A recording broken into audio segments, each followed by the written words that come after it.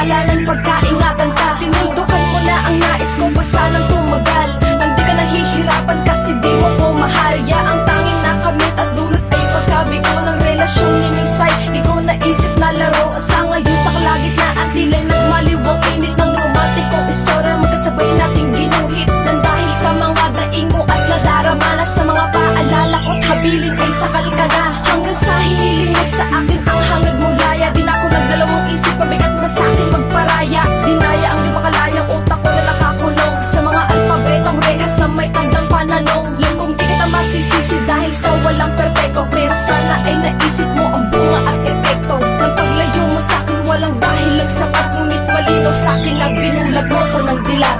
Sayang naman ang pag-ibig ko na binaliwala lang na tulad mo. Di ko inasahang magkakaganito, nung unang istorya nang makilala mo ako. Sana man lang ay naiisip mo ang lahat ng mga ipinangako mo. Diyan ka masaya, di ka kita pipigilan.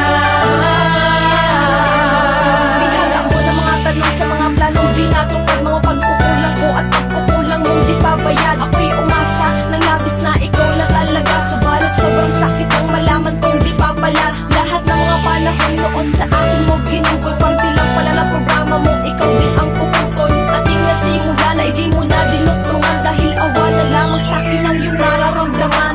Kailang mo pang sabihin, ikay sa akin na kung di mo din pala ako inibig mo una pa lang. Pagtitinti ko ay labis mo na sinamantala, itinuring pa namang kitang iba sa kanila. Minsan ka nang nagkamali pero di kita pinagdamutan, nakapatawaran at pag-unawa sa iyong katwiran. Mapangalagaan lang at mapanatili ang tamis ng relasyong ito, kahit pa magsaya ng may tiis. Ngunit wala, dapat ba na isakripisyo pa ang aking nararamdaman para sa iyong nadarama? Ngayong isa ka na lang, babalik tanawing alaala, pahina sa istorya ko na minsan tayo nagkasama. Nangarap ng sabay, hawak kamay at may ngiti, habang ako ay inaalipin ng iyong pagkukunwari. Kaya wag mo na akong paikutin pa na nasaktan ka din, dahil kung di mo gusto, hindi mo gagawin. Sayang naman ang pag-ibig ko na binaliwala lang na tulad mo.